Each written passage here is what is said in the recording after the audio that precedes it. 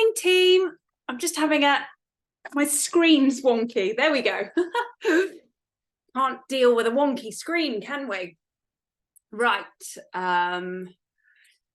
Is somebody unmuted? If anyone's unmuted, can I just ask that you mute yourself? It always sounds so savage when I say that. Right. I can see Stacey's here. Thank the Lord, because I would not be able to do this. Right, I've just sent you a request to unmute, Stacey. You are allowed to unmute yourself. I feel very privileged. It always sounds so terrible, doesn't it? Like if everyone could just shut the hell up. What I mean is it gets quite noisy. How are you, my love? All right, bit nervous. Oh, no, don't be nervous. It's only because I don't get to speak to this many people. I mean, like back in the day, speaking to hundreds of people, I was just like, yes, fine. Now I just get to speak to 2 at a time normally. So it's a bit strange, but hi everyone. Morning. Oh, well, listen, super safe space. We all love your sexy wallpaper. So there's a good start. Same as Helen's. It is the same as Helen's. We bonded over wallpaper. And also, listen, because like more so than usual, because you are a fellow Wedding Business Club member and fellow wedding business owner, everyone here wants this to be brilliant. And that's not said as a pressure statement. It's said as everyone's rooting for you. So go you. I've had a lot of messages to say I'm dead excited about this. Like it's going to blow my brain to smithereens, but also I'm so in need of this. And I think the timing is absolutely on the money. So many people thinking like, okay, the bulk of summer season is we're kind of getting through it now. What can I do now to increase my chances of more inquiries and bookings for next year? And I think this is the perfect start. So I will hand straight over to you. I'm going to let you kind of do yourself an intro. I feel like most people here know you, but I'm going to let you kind of... And also if they've seen the SEO module, the intro's kind of the same as that. But I realised we did that like 2 years ago. I know. Like, mental. I had to go back and date things just so we're making sure that the flow of the course material is good, not always on the same thing. And I did that about 2 weeks ago and I was like, holy smokes. Like, where has the last 3 years gone? We're not sure. It's all a bit cray-cray, but handing over to you. I'll be your therapy dog for the session. So if you need me, I'm right here. To start with, I need to be able to share my screen, Faye. Great, I can do that for you. I'm making you the co-host now. Excellent. Okay. Right. Because I'm going to switch between PowerPoint and live website. I'm going to do it to share my desktop. Does that do it? And then you can sort of see everything I can see. That is my understanding. That's what I do. Right. So I can see Google Ads. I can see all your tabs. So when you, lovely. Okay. If there's anything you don't want us to see, remove it now. Can you see yourselves? No, people won't. Now you're presenting, we can see your screen and you. Excellent. Perfect. Well, hi everyone, and welcome to today's session, which is going to be all about Google Ads. I'm going to begin by telling you, if I slip in the word AdWords, that's just what Google Ads used to be called. So it's not anything new. Google Ads and AdWords are the same, but for my whole career, it was called AdWords. So I'm still trying to get out of that and call it Google Ads instead. But today we're going to be talking about Google Ads. Just to start off about why I'm here and why I'm qualified to talk to you about this. So first of all, as Faye mentioned, I am one of you.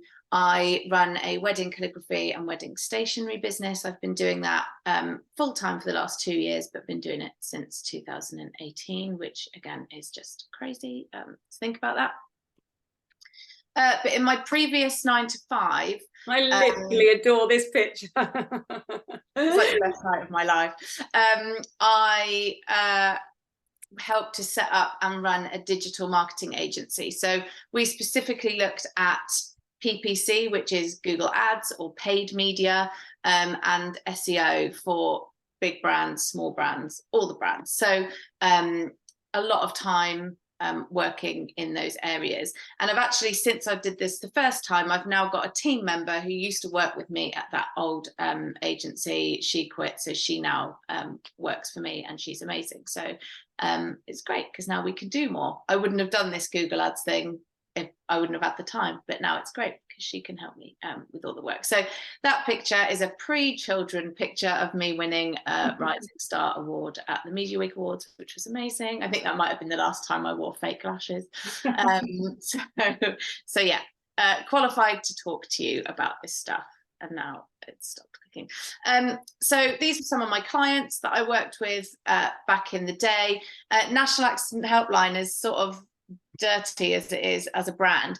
They used to spend £1 million a month in Google Ads, which was a lot. And they used to pay £100 just for a click. So if someone just clicked through to their site, that was £100. So used to working with very big numbers and having a lot of responsibility running those campaigns, which now I think is quite scary. But back then I was just like, that's fine, whatever. So my goal for wedding businesses is to make the process of setting up Google Ads easy, but at the same time, I want to give as much control and ownership to wedding business owners. So I'll come on to explain more about control in a minute, because easy and control don't always go hand in hand. So we'll come on to that shortly. So for those of you who don't know anything about Google Ads, don't know what they are, I'll let you know now. I should start by explaining that Google Ads is a huge topic. Like, we could probably fill a year's worth of Wedding Business Club content up just with Google Ads. So today we're pretty much going to just look at like the tip of the iceberg stuff. But everything that I'll tell you today is enough for you to set up a basic ads campaign in Google search. So there's loads of things about different places you can put your ads, different targeting options, but for now you don't really need to know all of that stuff. So there may be more advanced things that you've come across that we're not going to cover today in this session. Google Ads are essentially the ads at the top of Google which say sponsored above them. So back in the day, they used to be in a big yellow box, so it was really obvious what the ads were. But obviously Google wants to make as much money as possible, so it wants people to click on these thinking that they're not ads, that they're just natural search results. So now they look very similar to the sort of SEO organic results that are underneath. So they just have the word sponsored sneakily above them. And underneath that, sometimes you have product listings, so the Google shopping listings, sometimes you have a map. It really depends on the type of search that you do. But somewhere under there, you will have these listings, which look very similar, but don't have the word sponsored above them. So they are the SEO or organic Google listings. Hopefully that's all making sense so far. So Google Ads are a really great way to quickly drive traffic. So if anyone's done SEO before, it's a long haul game, really. You have to make changes on your site, you have to wait for Google to crawl you, and you have to wait for those for that traffic to come through. Google Ads, you can literally switch your campaigns on in the morning, and within an hour or two, you're getting people through to your site. So it's a really great way if you need traffic quickly. This is especially important if you've maybe got like seasonal services. So we might have some florists in here if you're doing, Christmas wreath making workshops, and you're like, right, I've got this product live and I want to drive people to it now. Then Google Ads are a really great way to do that. They're charged on a cost per click basis. So you pay every time somebody clicks on your ad, whether they reach your site, whether they book with you, whether they look at more than one page, totally irrelevant. You've already paid. You pay as soon as they basically leave Google to come through to your site. It's a really nice way to accurately geographically target people. So if you have a very tight region that you want to target, obviously with SEO, you can say, I'm going to put the word Surrey in my content and hope that Google understands. With Google Ads, you can do it by postcode area. You can say, I just want to target these postcode areas. And if somebody searches for what you do outside of those areas, they will not see your ad. They will not come through to your website. So if you've got really tight areas that you want to target, they're really good for that too. Gosh, that's good. I always think Google Ads are also a really nice sort of, I call it gap fillers. So if in July, you're looking at your lead flow for the next 6 months and you're like, oh God, I've got nothing coming up in November. You can turn on a Google campaign, and as soon as November is full, you could turn it off again. So it's quite a good way to turn things on and off. I also use Instagram ads a little bit like that. If I know I just need a bit more coming through at the moment, I'll turn it on and then turn it off when I don't need it anymore. So it's good for sort of filling those gaps. What Google Ads are not is anything to do with SEO. So I get people saying to me, if I do Google Ads, will my site rank higher in SEO? No, there is a lot of conspiracy theory around that, but I can tell you, after working with a brand that spends £1 million a month, it does not guarantee you're going to rank higher in SEO. So ads and SEO, very different work. The only thing that's similar is that someone has to type in a keyword. Really, that's the only thing that's similar. So I don't want to scare people, but I feel like it's my responsibility to let you know that Google Ads do come with risk involved. You need to be prepared to lose money if you're going to run Google Ads. A lot of the time people say to me, what should my budget be? And I say that your first month's budget should basically be an amount of money you're prepared to lose. Because there are absolutely no guarantees with paid ads. You can have the best campaign, the best ads, best keywords in all the world. But if your site is rubbish, or if your site says something that people don't like, then you won't get any leads, you won't get any bookings. But obviously you've already paid for that traffic to come through to your site. So you will probably hear like horror stories of people saying, oh my God, I spent £1,000 on products that were worth £100, and there are ways to sort of mitigate that risk, which we'll come on to. But chances are you can come to the end of a month, have spent money and got nothing.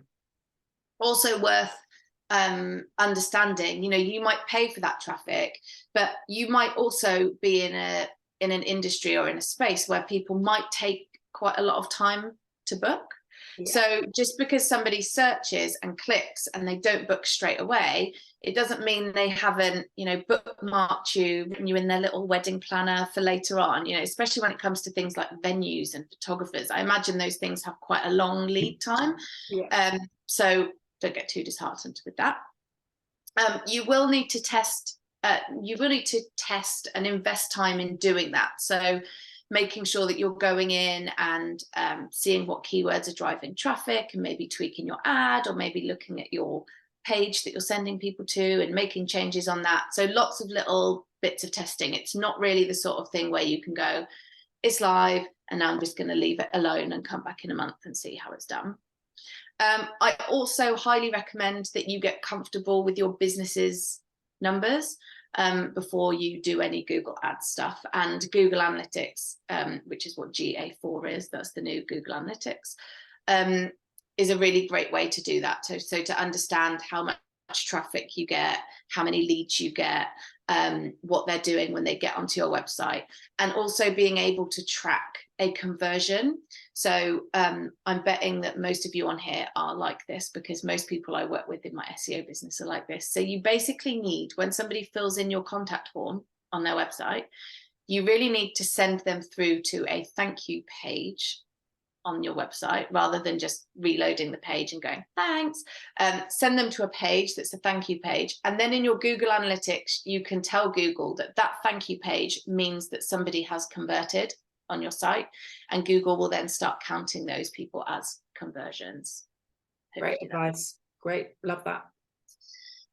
So a little glossary before I go into sort of setup and how everything works. So a keyword, hopefully people are quite comfortable with what a keyword is. It's essentially what a user types into Google. So anything from wedding photographer, wedding venue in Epsom, wedding invitations with foil, you know, those things, all keywords.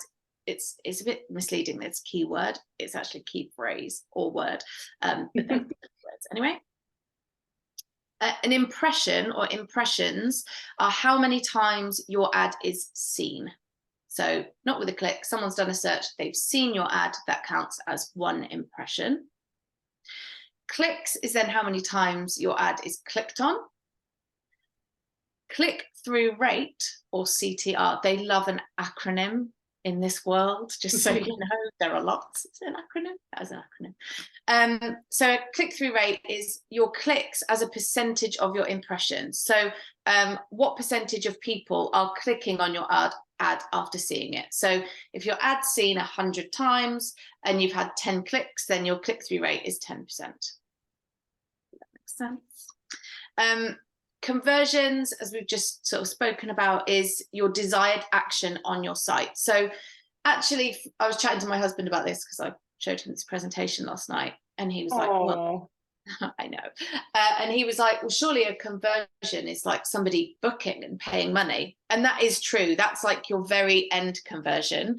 But in this sense, your conversion is something that Google can track. Obviously, Google can't see if somebody signs an invoice and pays you a deposit. Google can only really see up until the point where they've filled in a contact form. So in this sense, that is your conversion, is filling in a form. Your conversion rate, not to be confused with click-through rate, conversion rate is the percentage of people who convert after clicking through to your site. So again, if you have 100 people come through to your site and you have 10 contact forms filled in, your conversion rate is 10%. And CPC stands for cost per click. So this is how much you pay every time somebody clicks on your ad. Hopefully that all makes sense. I think that was all in the workbook that I sent forwards. Yeah, it's good. This is good though. The way you are teaching this, so just so you know, I'm speaking on behalf of everyone. I feel safe. I'm like, she's talking at a pace that's good. Okay. And it's making sense. So we're all good. And then at the end, we have 500 questions. But that's fine. Cressida, just to answer your question, the workbook is, as always, the one that sits in this month's course in the members area. So you can grab that afterwards or now. Or I think pretty much everything that's in it, I am going to go through in this, but obviously it's there then if you need to follow it. Fantastic. So a little bit about control and how much of it you want. So disclaimer, Google has a product called Google Smart Campaigns. So you can go on, you can put in the name of your business, you can say, you know, broadly, I do stationery and calligraphy, and then Google just goes off and will run a campaign for you. And that's fine. Unless you're like a control freak like me, and I'm like, well, no, but I want to know what you're saying about my business, and I want to know what keywords I'm appearing against, and also where my ads are going. So Google Smart Campaigns, your ads can appear on YouTube or down the side of other websites or in Gmail, so it's sort of everywhere. So you don't have that control, but it is super easy. So it depends what you want. I'm going to suggest today, everything that I'm going through today is not using a Google Smart Campaign. It's using the method that I would use because I want to control, not so much just control, but I also want to be able to see what's happening. Yeah. Like, I don't necessarily want to control it, but I want to at least be able to see it. There's a lot of like cloak and dagger stuff that goes on. And Google also, in my opinion, doesn't have the same goals as me. Google's goal is to make Google money. My goal is to make me money. So I would rather control that. A little disclaimer there. So in terms, at a very basic level, how does Google search ads work? So I tell Google how much I want to spend. I tell it where I want my ads to be shown. I want to tell it what keywords I want to appear against, what I want my ads to say, and where I want to send people to. And those are essentially the things that make your Google search campaign. And you are, in the instance that I'm going to show you, you are in control of all of those things. So you just put those things in and then you've got a campaign. I mean, it sounds so easy, right? Hopefully it will be when we go through it. So I'm going to take you through a sort of step-by-step of how to set up your campaign, and this was in the workbook module as well. So I'll sort of whiz through this bit, and then I can give you a live demo. But essentially, how your account is structured. So you obviously have one account. It would be crazy if you had like 10 different accounts. So you have one Google Ads account. Underneath that, you have something called campaigns. And I would suggest that for each campaign, you use each campaign for a different service, if you have different services. If you only have one service, just have one campaign, totally fine. For me, I might have a campaign for wedding stationery, I might have another campaign for event calligraphy, and I might have another campaign for workshops, mainly because your campaign level is where you allocate your monthly budget. So I would have a different marketing budget for each of those different services. I'm probably prepared to pay a little bit more for an event than I am for a workshop. So I have different budgets on there. So if you just do wedding photography, then that's fine. Just have one campaign for wedding photography. Then under each campaign, you then have ad groups, which are just groups of keywords that have the same theme. So you'll see some of these later on in my account, but under my wedding stationery campaign, I might then have an ad group that's all about table plans. So the keywords in there might be like acrylic table plan, wooden table plan, perspex table plan, and then the ads are allocated to each ad group because you want your ad to be relevant to the keywords that's going to show up against. So I wouldn't want to have one ad that's about invitations and show that for keywords that are about table plans or about menus. So you want your ads and your keywords to all be within one ad group so that they're all together in one theme. Hopefully that's not confused. Yep. No one's left yet. We're all hanging in there. We're all good. So the process of setting up a search campaign, so it's quite like tedious in terms of step by step, but hopefully we'll be able to whiz through it. So you basically go to Google Ads, you put in the name of your business, you put in your URL, and the next thing they want you to do is to say what your main advertising goal is. So the thing that will be highlighted by default is this get more calls, but for most people it will be the one below, which is get more website sales or leads. And this is a very important step. And again, just shows how sort of sneaky Google can be. This tiny link at the bottom of this page here that says switch to expert mode, that's the link that gets you out of smart mode. So if you want the control, you click to expert mode. Don't get imposter syndrome and go, but I'm not an expert. Just click on that, gets you out of smart mode. Then you'll be asked what your objective is. And the easiest thing to do here is just to click traffic. You can also click leads if you want. It doesn't make too much of a difference on that first bit. And the next bit down, you want to click search. So the difference between all of these, so search you'll only show on google.co.uk. Performance max means you can show anywhere, Gmail, YouTube, anywhere. Display is sort of more for pretty ads that might go, you know, like banners and different things. So click on search, that's the one that you want.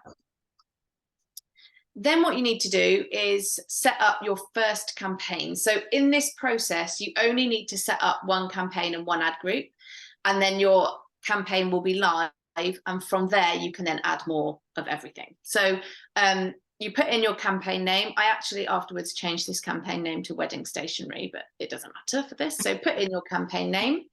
And then there's a couple of options underneath. So display network, you want to uncheck that straight away. Again, this is all ticked by default, which is very annoying. So uncheck display network because that will put your ads. You know, sometimes if you're reading a page of content and then all of a sudden there's like weird text ads in the middle of the page and then you'll carry on reading. So that would put your ads there and you will spend your budget very quickly if you keep that turned on. So uncheck that. And I would also suggest this one here that says include search partners. I would also suggest unticking that as well. What that basically means is by default, you're obviously going to show up on google.co.uk, but there are a lot of small sites that use Google to power their search functionality. Most people who want to search and actually want to search would just go to Google. So I uncheck that because I think the quality on search partners is much lower. So turn that off. And the next thing you need to do is look at your targeting. So locations. So for me, my stationery, I can send anywhere. It doesn't matter where people are. So I just target the whole of the United Kingdom. But if you are, you know, a venue, photographer, planner, florist, you might have a different location. So in here, you can put in a different location in there, and it does go down to postcode areas. I'll talk a little bit more about location when we come on to ad groups, because there's some considerations there, but that you can put in your location there. And then languages, I'm assuming most people will be targeting English, but if you're not, you can put other languages in there too. And I wouldn't worry too much about this audience segments underneath. That's more for display. So optimization. So this basically, Google has sort of AI learning behind it, and Google will try and get your campaign to hit a target. So for this, I'm saying I want to focus on my conversions because I have conversions set up, and a cost per action is how much I'm prepared to pay for that action. So for this bit, I mean, you can just say focus on clicks. Do you know what? I'll get the traffic and I'll worry about conversions later. But if you're going to focus on conversions, then there's a couple of numbers that you need. So we're going to get a bit mathsy. So the numbers that you need. Oh, that's working. So first of all, you need to know the amount that you're prepared to pay for a completed booking. So for somebody to sign a contract, how much are you prepared to pay for that? So let's say you get £1,000 on average from a client. You might say, do you know what? I'm actually prepared to pay 500 quid for that. I'll still be £500 in profit, and that's fine. So let's say for illustration purposes that this amount is £500 is how much I'm prepared to pay. The next thing you need to know is the percentage of people who are a lead that become a booking. So if I get one booking for every 10 leads, then that percentage is 10%. Because obviously some people fill in a lead and then you realize that they want invitations for 50p each, or that their wedding is tomorrow and you can't do it. So, you know, not every lead will become a booking, and they shouldn't probably become a booking. So you need to know what that percentage is. So let's say I'm prepared to pay £500 for a completed booking, and my percentage from lead to completed booking is 10%. You're just going to multiply those two together to get your CPA. So here my CPA is £50. So I'm prepared to pay £50 for an online conversion. So for someone filling in my contact form. As I said, if you don't have your conversion set up in Google Analytics yet, you can always put in maximize clicks here, and that's also fine. You can go back later and do this. So next we're going to set up our ad groups. And again, in this process, you just set up one ad group, and then later on you can add more within the interface, which is fine. So my campaign name is now called Wedding Stationery. And within that, I have my ad group called Invitations. So in my ad group called Invitations, I want keywords that are about invitations, and I want an ad that is about invitations. So those are the two things that go into an ad group. So put in your keywords here, and on the right hand side, as you're putting in your keywords, it will tell you roughly how much it thinks you will spend on there, which is fine. It's very rough though, don't worry about it too much. As with SEO, when you're putting in your keywords, you want your keywords to be really relevant to your business. Don't go too broad. I'm not going to put invitations in here. In fact, I'm not even going to put wedding invitations in there because that is too broad. So think about keywords that are specific to your business, but that will also get searched for. Obviously, if you go too specific, there's no one searching for that. So somewhere in the middle. So that is your ad group. When you set your ad groups up, you can also add locations to them. So if you, so as I said before, let's say you are a a wedding venue and you are in Surrey, you might think, I only want to target people in Surrey because I am in Surrey. But something that you need to remember is that people from all over the country might come to your venue in Surrey to get married. So what I suggest is having 2 different ad groups or even 2 different campaigns. It doesn't really matter what level you do it. You would have a campaign that is targeting Surrey, and that will have wedding venue, traditional wedding venue, broad keywords that relate to your business, but only targeting people who are in Surrey. And then I would suggest having another ad group that targets the whole of the UK, but has Surrey in the keyword. So you are still targeting Surrey either way, it's just a different way of doing it. Does that make sense? So when you say the location, you are, when you're choosing that location, you're choosing where people are based. Yes. And then you can change it and have a different one. So even if they're not based in Surrey, you're still targeting people who are searching for Surrey, whatever. Yes. Got you. So Okay. So the 2 ways you can basically target based on location is either where they are or what they're searching for. So Got you. Split that up in there. And a little bit about brand bidding.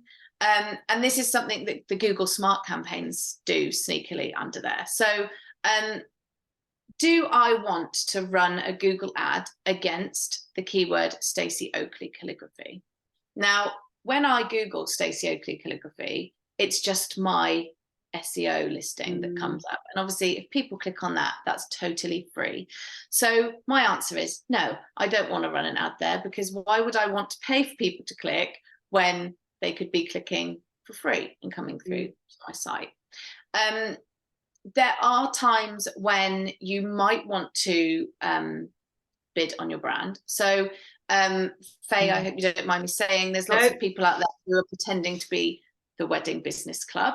So if you Google the Wedding Business Club, some people might be running ads against the keyword the Wedding Business Club. So that will push Faye's SEO listing down a bit, because the paid ads always come on the top. So in that instance, Faye might be like, right, I'm going to put an ad there and be on the top. So at least I get the clicks. Yes, I'm paying for them, but at least I'm not losing them to competitors. If you Google your brand and nobody's bidding on it, please don't bid on it. People will say to me, I'm running a Google Smart campaign and it's working really well. And then I look in Google Analytics and I'm like, that's just because Google's bidding on your brand name. Of course. Yeah. Really well. Because people who Google you know you and probably want to work with you. So yeah, I would say, generally speaking, don't bid on your own brand name. Wasted money. When you're putting your keywords into the keyword bit, there are characters that you can put around the keywords, which makes it mean something different. So if we take the keyword wedding photographer, if I put square brackets around every keyword, that puts it onto exact match. Ugh, Google, why'd you do this to me? And what that means is that you will only appear against keywords that have that exact meaning in it. So wedding photographer inside square brackets, I'm going to appear for keywords like wedding photographer, photographer for weddings, photographer at a wedding, maybe even wedding photography.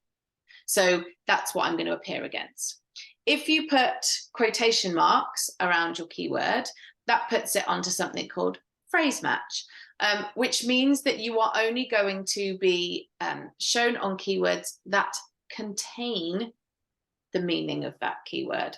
Right. So things will go either side of it or maybe in between it. So best wedding photographer, editorial wedding photographer, boho wedding photographer will all sort of be included in phrase match. And if you are feeling crazy and you just put your keywords in with nothing around them, it means that you will show for any related keyword. So because you've got photographer in there, you might start showing for family photography, school photography, baby photography. So I would suggest not doing anything on broad match. What I normally do is start with phrase match, because it allows you to do something called mining for new keywords. So you get to see what people are searching for. And then using what is called a negative keyword. So you can go in, and I'll show you how to do this in a minute in an actual account. So you can basically say, okay, I'm happy for you, Google, to put me on anything that contains wedding photographer, except if it's got the word cheap in it, or if it's got the word boho in it, or if it's got the word classic in it, or anything that you really don't want to appear against, then you can add these negative keywords in. So it just gives you a bit of safety. And what I would do as I'm running an account is, there's a report that I will show you in a minute, is I just look at that all the time, and I go through and I'm like, okay, happy to be showing against these things. Then I might see something and go, actually, I don't want to show against that. And then I'll just tick it and click add as negative, and you build that up as you go along. There used to be another match type too, but glad they got rid of those. So writing your ads. So when you are writing your ads for an ad group, you get to write multiple headlines. So your headlines are the bits that come at the top. 3 of those are shown at any one time. So they can be up to 30 characters long. You don't have to calculate it first. When you start typing it in, it will tell you how many characters you've used. Things that save characters is putting like ampersands and things in into there. But you want to write headlines, and then you write up to 3 descriptions, and Google basically will test combinations of these headlines and these descriptions to work out which ones get more people to click.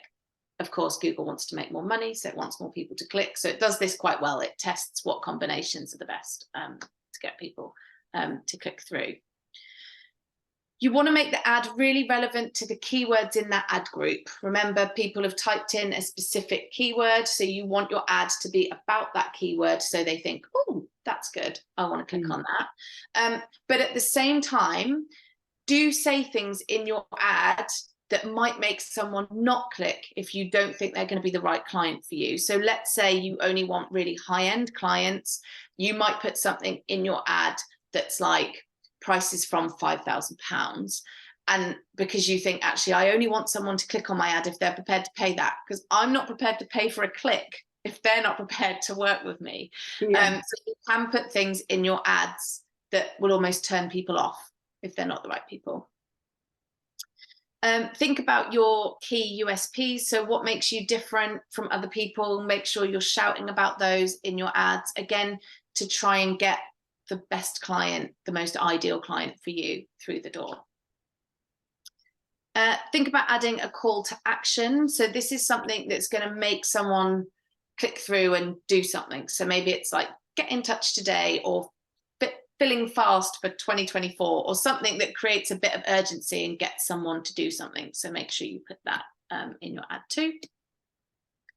And make sure you put in a relevant landing page. So for your ad group, you can say, okay, this is the page that I want to send people to.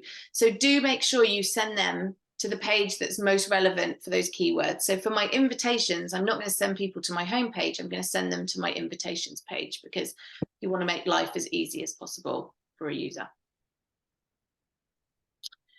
Then you can add something called site links to your ad. So these are basically just links that appear underneath your ad here that might make someone go, actually, that's the particular bit I want to look at. I can't, wedding planners is what I typed in here.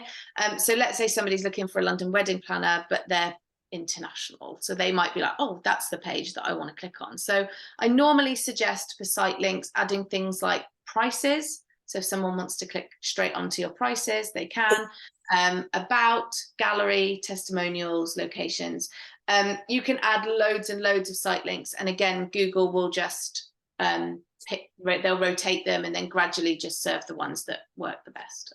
So you can put lots of these in.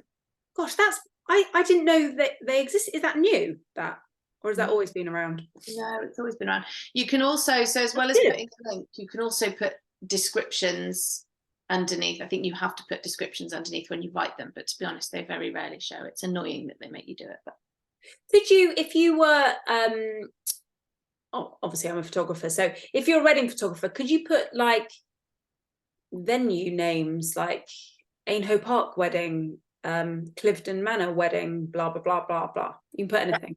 Yeah, definitely. The only time that you can't put them in is if it's trademarked.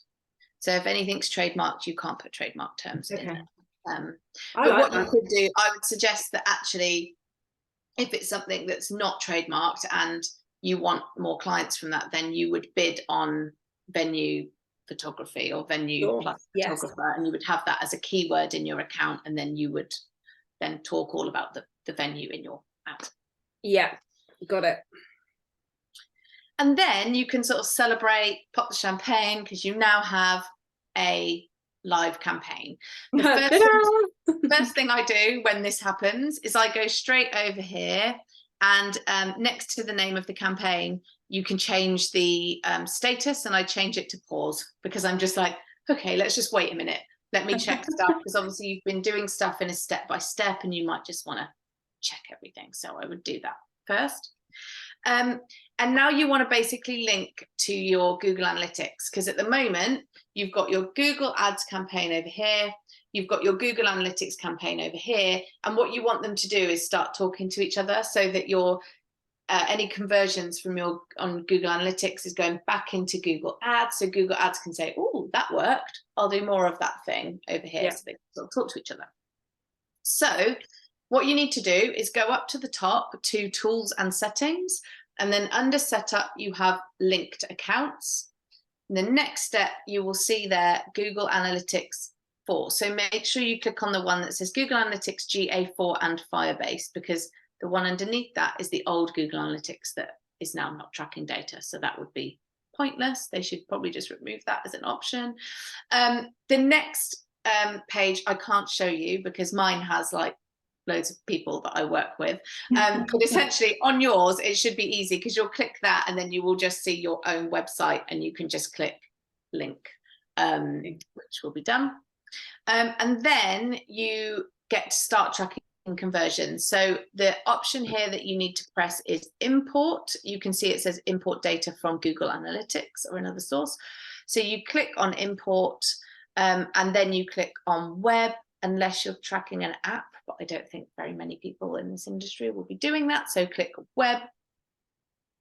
And then you will see, hopefully, if you've set this up in your Google Analytics, you will see the conversions that you've set up on your website. So for me, unsurprisingly, contact form fill is somebody has filled in my contact form. So I tick that one, and then I click import, and then you are done with importing goals. So now I'm going to do the live demo, is where it all goes wrong. This is why I'm in my kids' playroom, because this is where I get best internet.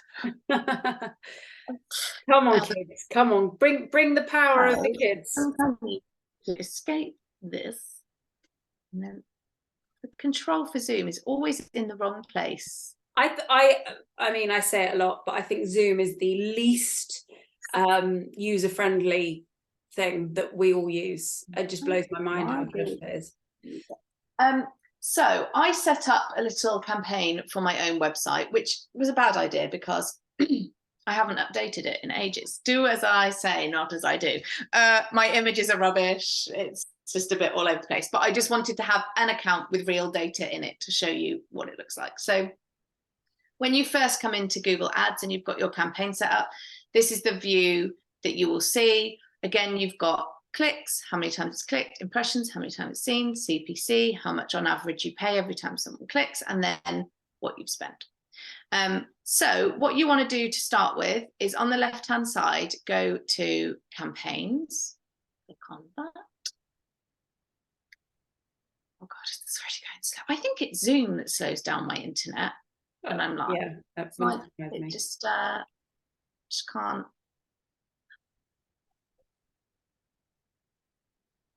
Oh, look. Oh, thanks, Google Ads. Oh no, we're in, it's fine. So this is the view eventually, this is hopefully not the view that you see when you're in, your campaign. Go on. Come on, Wheel of Death, let's do this. Here we go. So I've got two campaigns running at the moment. One is wedding stationery and one is event calligraphy. So the budget that you put in when you're setting these up is your budget per day. Now, although it's a budget per day, Google then says, we're going to actually call that a monthly budget. We're going to times it by 30 and call it a month. So some days you might actually spend more than that, but other days you might spend less than that. So when I said that I changed that dot, so this is the dot here. Yeah. So you click on that, and I'm going to pause it because I don't actually want to be running this. It was just for illustration purposes for data. So I'm just going to go in and I'm going to pause those here. So you can see here for each of my campaigns, you can see the number of clicks. You can see the number of impressions. You can see my click-through rate. You can see how much I have spent per click and cost, and how many conversions. And unsurprisingly, I haven't had any. I wasn't expecting any, and that is fine. But you will see them there if you have had a conversion come through. So I don't normally navigate very much. Sometimes I do, but down here, what I do is I navigate through this bit here. So if I say I want to look at my wedding stationery campaign, I just click on that, and that will then take me through to the next level down, which is my ad group level. Yeah. Oh Lord, it was always going to go wrong, wasn't it, with a live demo? I've got a good feeling. We just need patience. So under here, this is now my ad group level. So I think I set one up for, yeah. So I've got a generic wedding stationery. So that's for people who are searching for wedding stationer, wedding stationery, those sorts of keywords. I've got one for invitations. I've got one for table plans.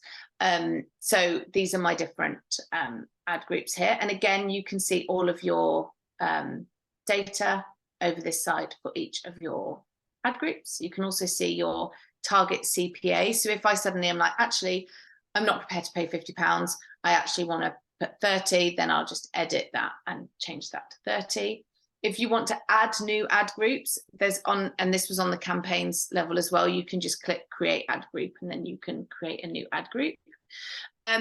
Or something you can do is you can actually click into here, and you can actually copy and paste. So if most things are the same, you can just copy and paste an ad group and then change the name of it and then tweak the keywords. If you wanted to do that, that's just in here. You would just go edit, copy, edit, paste in here. Great. Just be careful if you're doing that, because you want to check everything. You want to check the keywords, you want to check the landing pages, you want to check the ads, because if you can carry something through and then it makes everything go wrong. So I'm going to click through into my wedding stationery because it has the most data. So then clicking onto wedding stationery generic from the ad group level takes me through to my keyword level. Where do you go to actually see, like you can, where would you preview it? Is it in here as well, or do you not? Yeah, so up here under tools and settings, okay, there is something called the ad preview tool, and you can type in a keyword and then it will tell you whether you're, so here, ad preview and diagnosis. And it will tell you if your ad is running, if not, why not. So sometimes it's like your ad isn't running because your keyword isn't high enough, or if your cost per click isn't high enough, or sometimes it will say your ad isn't running because there's not enough search volume. So annoyingly, if you've typed in a keyword that's too specific, Google just doesn't bother with it, which is nice. It might also be if you're Googling and you think you should be seeing your ad, let's say you are in your target area, but it's late at night. Sometimes if your budget is too low, you spend it all, and then by nighttime you've got no budget left. So yeah, there are different reasons, but that's where you would see that. So down here, you can see my keywords.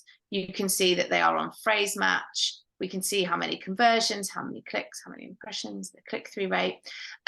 So some things to look out for. So if you have a keyword that has got loads of impressions, but not very many clicks, you probably need to look at your ad and say, actually, is my ad saying the right thing? Like, why is no one clicking on me? Probably because either my ad is not very good or the keyword is not very good, and you might want to just turn it off if you decide it's not very good.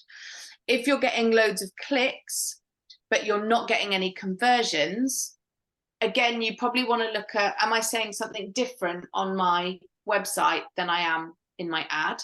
Because obviously people are liking my ad because they're clicking on it, and then when they're coming through to my site, they're not doing anything. So could that be the problem?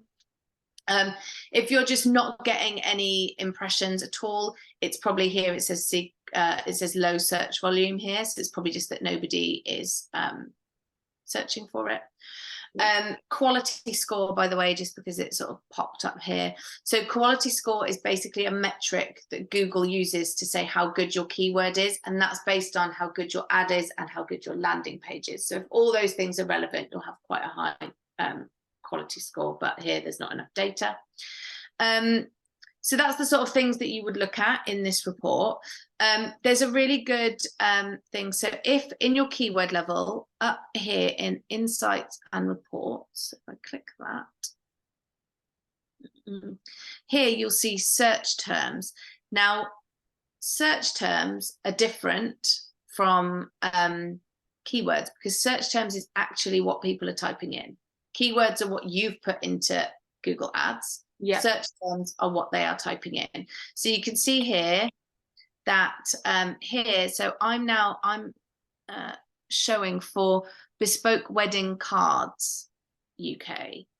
I think that's like a greeting card. So I might be like, actually, no, I don't want to show against that.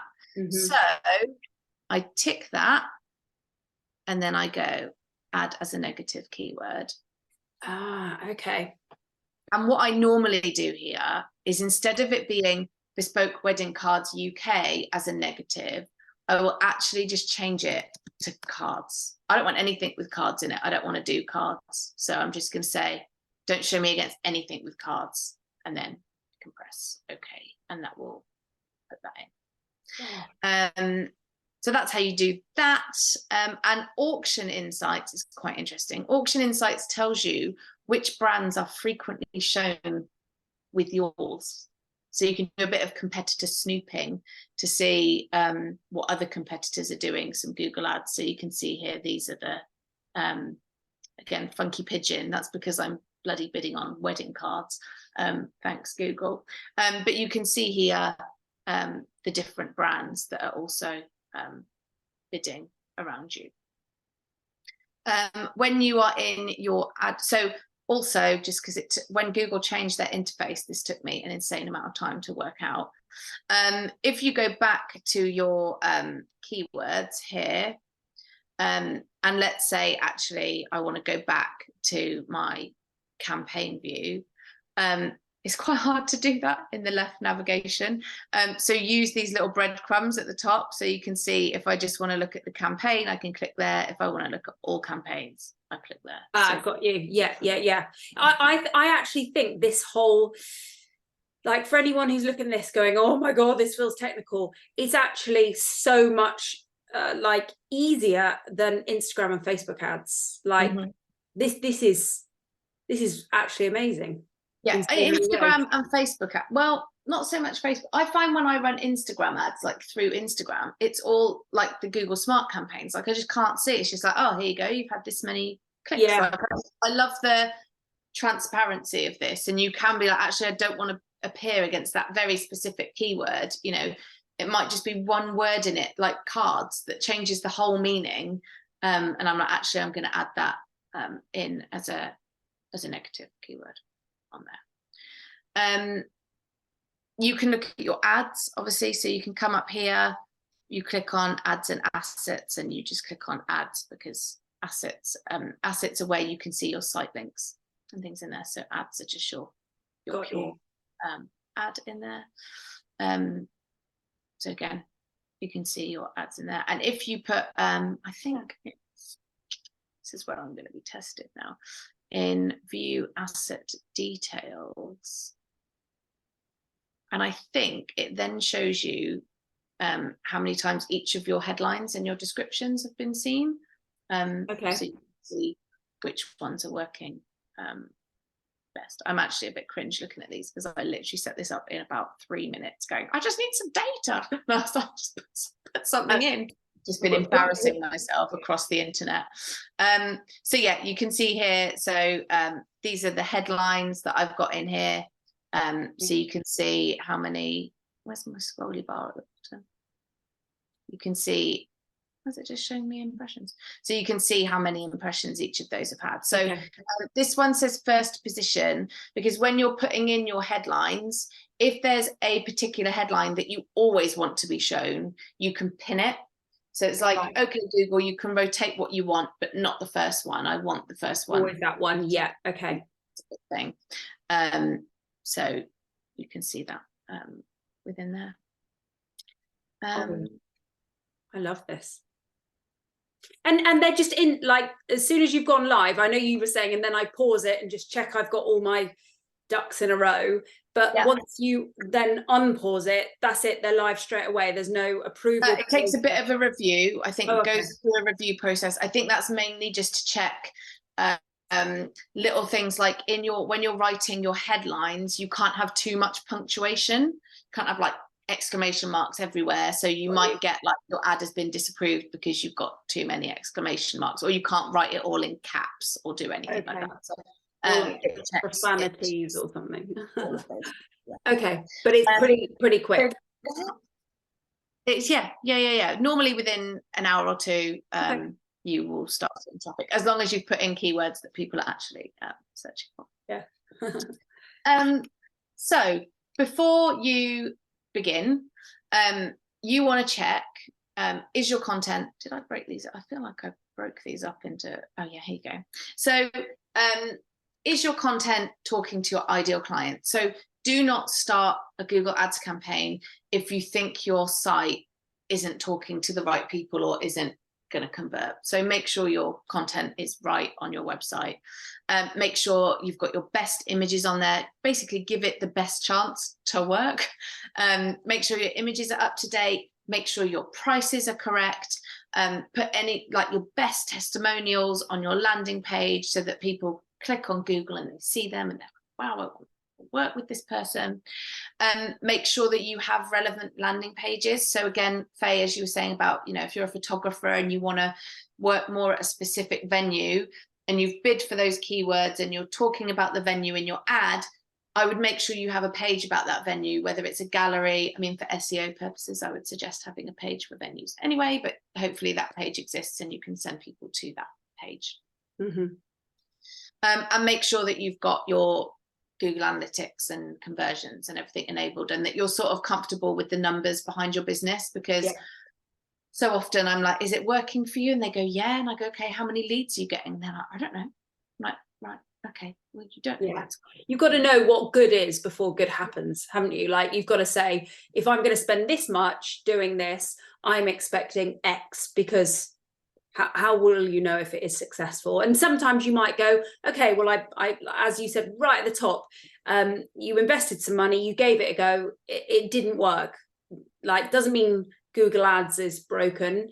Was it the right keyword? And you can actually unpack it a bit better. Yeah, you can say, oh, actually, I was getting loads of clicks, but they weren't converting. So were my keywords right? Was my ad, like, if you were a wedding photographer and then you put in your ad prices from 50 quid, and then on your site you had, actually, my minimum spend is £3,000, then of course you're going to get loads of clicks, but no one's going to convert when they get there. So, in terms of choosing those keywords, I think it's one that people can really overthink. We're choosing keywords that we believe our ideal clients are searching for, and we want to be the one that pops up, right? It's that simple. That's it. Yeah. And as I said, if you use something like phrase match, you can start seeing what people are actually like. You might say, actually, I'm going to give it a few days, and I'm just going to put quite a broad keyword in, like wedding photographer. And after a few days you can see what people are typing in, and you can either, so where I added that keyword as a negative, you can also add it in as a keyword. So you can also say, actually, I will just add that in as a keyword, and then build your keywords over time. You can always add to them, take away as you go. But if you set it live and just let it go, that's where, like, the danger zone is on that. And just one quick one on this, you've said about have you got Google Analytics conversions enabled? For anyone who's like, I haven't got Google Analytics set up, you literally go to Google Analytics, and if you haven't got a Google account, you set one up, you log in, off your trot, you link it. I actually think that GA4 is a lot more user friendly. Do you? Oh, I disagree. Oh, I'm all right. I wasn't a fan, and now I've had a little dig around. I'm like, okay, I can deal with this. It's always going to be ugly. I'm all right. But in terms of the setup, you've got to have a Google account, and you basically go and claim your website, as it were, if you are starting from scratch and you haven't got an account so far. And then you need to put your bit of Google code on your website. And then the only bit really that's particularly tricky in that is setting up the conversion. So you need to have your thank you page set up. You need to have the URL for that thank you page, and then you need to go into Google and set that up as a conversion. But I can help with that. Oh my God. Oh, it's like it was meant to be. Hate the sell, but obviously I'm here because I do this. So if anybody does need help with any of these things, so I do help with the Google Analytics and the conversion setup. I can help with Google Ads, setting up your campaigns, checking in with you, working on if it's working, if it's not working, why. And I also have created quite a nice reporting dashboard, which I also am selling to people. If you hate Google Analytics 4, if you hate looking in it, can't find the data you need, it's sort of a really easy dashboard. So it takes all the data from Google Analytics 4. So you still need Google Analytics 4. Yeah. But it's just like, oh, here are like the 4 main things you look at, and it's just all there. No, that's good. It's super ugly, but then it always was, wasn't it? It's like, where did I, and also you feel like you got it down, and then you go back and you're like, where did I find that? And things are so buried in it. It's like, where did I find that thing? Yeah, I think it's very much built, I think, for like advanced marketers who want lots of flexibility and be able to change things. But I'm like, no, I just want to see my landing pages. Yeah, agreed. Oh, fantastic. So if anyone's like, and actually, like, full credit here, you have walked through how you set up a Google ad, and I know a lot of people are going to be like, do you know what, I think I can do that, which is fantastic. So thank you so much for sharing that.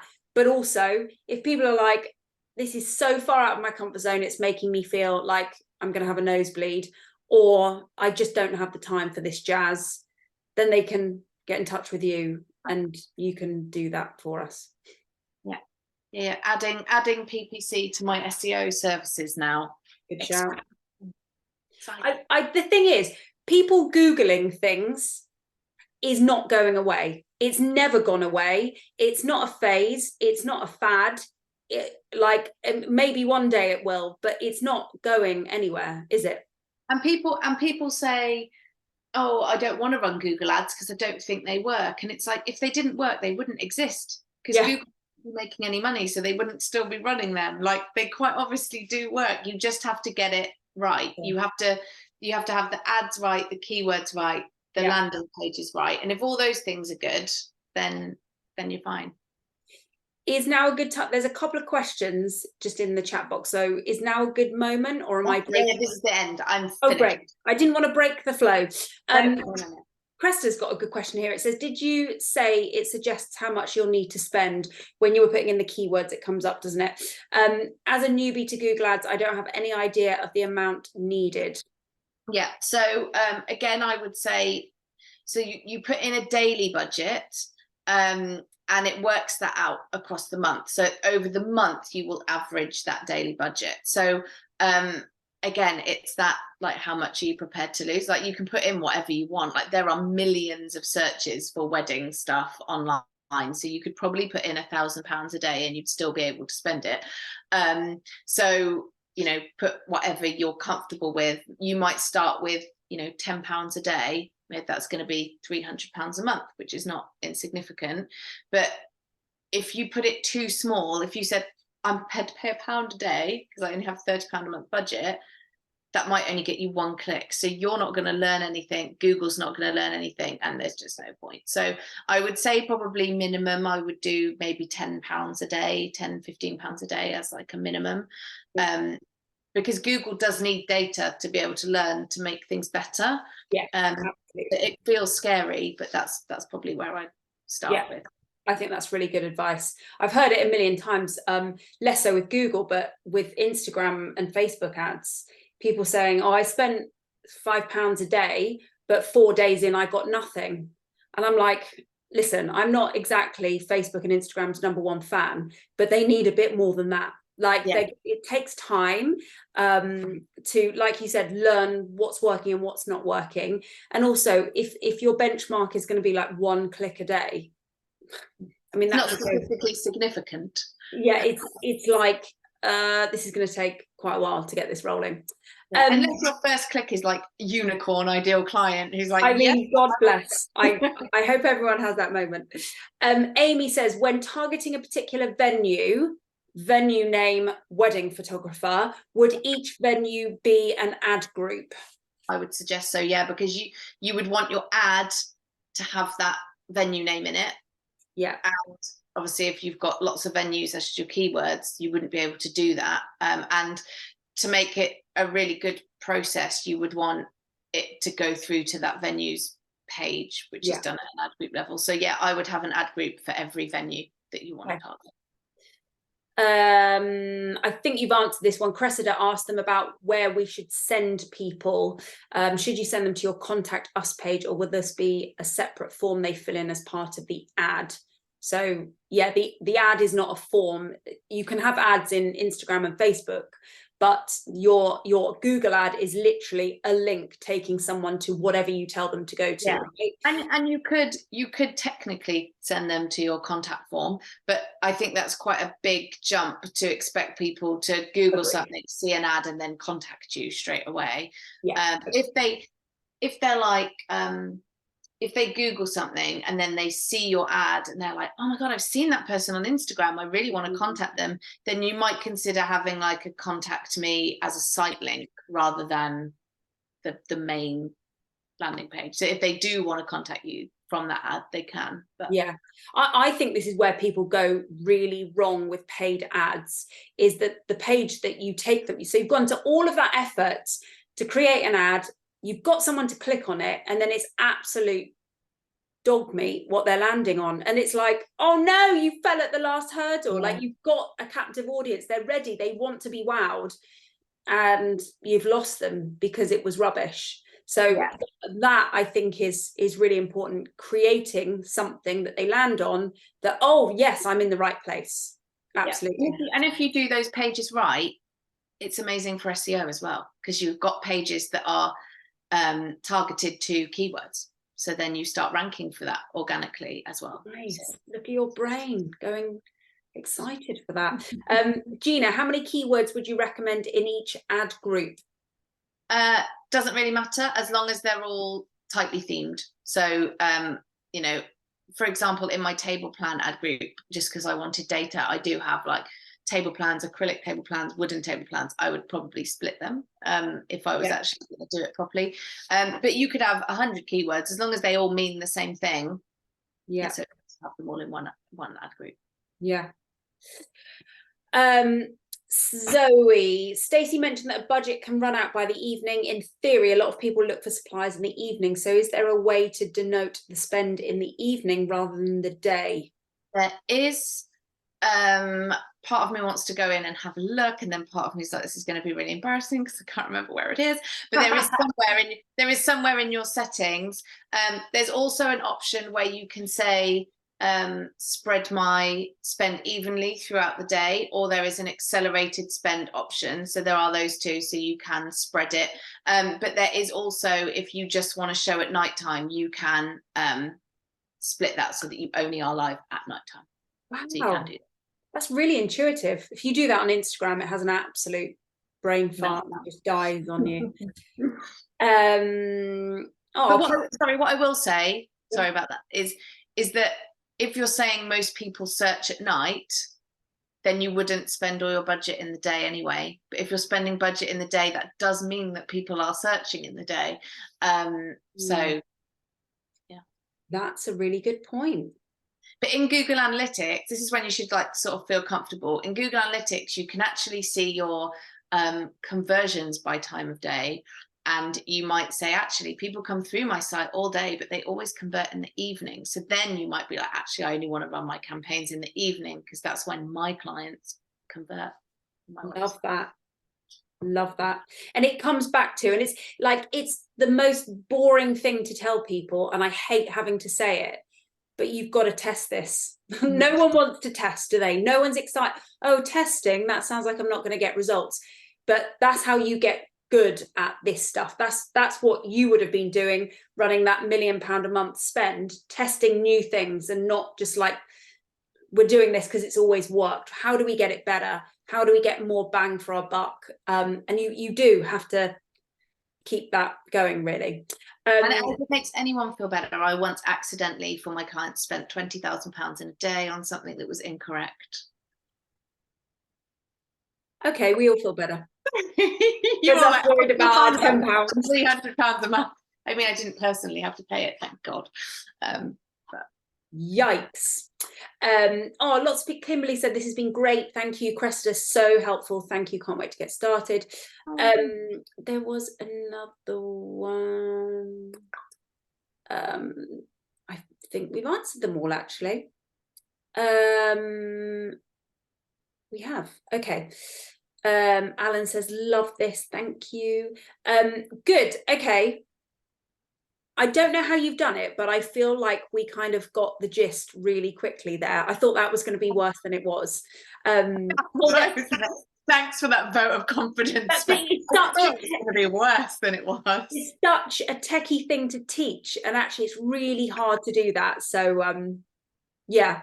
There was another question. Sorry, my little chat box is going absolutely bananas. I'll finish on this one. Matt says, on CPA, would you recommend maximize clicks for new businesses where the website is maturing at the conversion is not clear?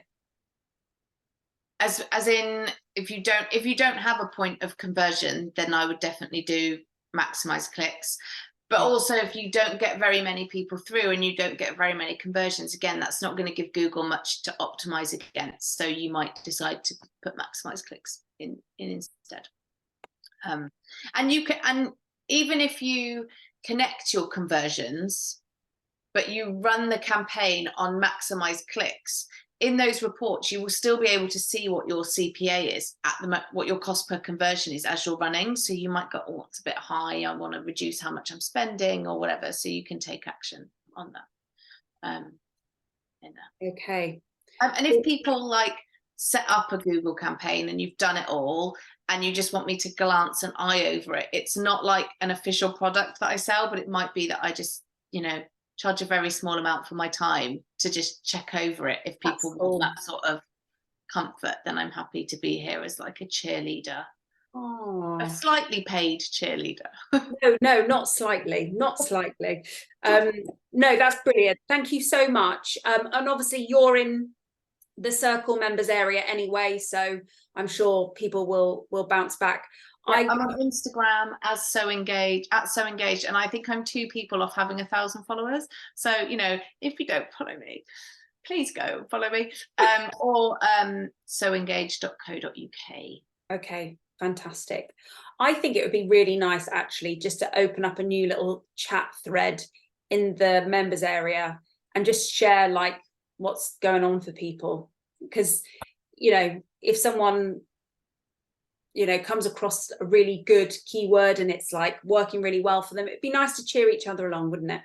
Yeah, definitely. Someone's just told me I'm at 1,001, so obviously I've gone over that and I didn't even realise. Yay! God bless. God bless. Thank you so much, Stacey. You make this what seems like quite a really dull and boring and subject somehow quite exciting. So keep going. And yeah, so soengaged.co.uk and So Engaged on Instagram. Is that right? Yeah. Fabulous. Thank you so much, Stacey. Thank you for everyone for listening. Go and decompress, and then go and start a new ad, people. I'm dead excited. This is going to be fun. Thank you so much. Take care, my lovely. I'll speak to you soon. Mwah. Take care. Bye. Bye.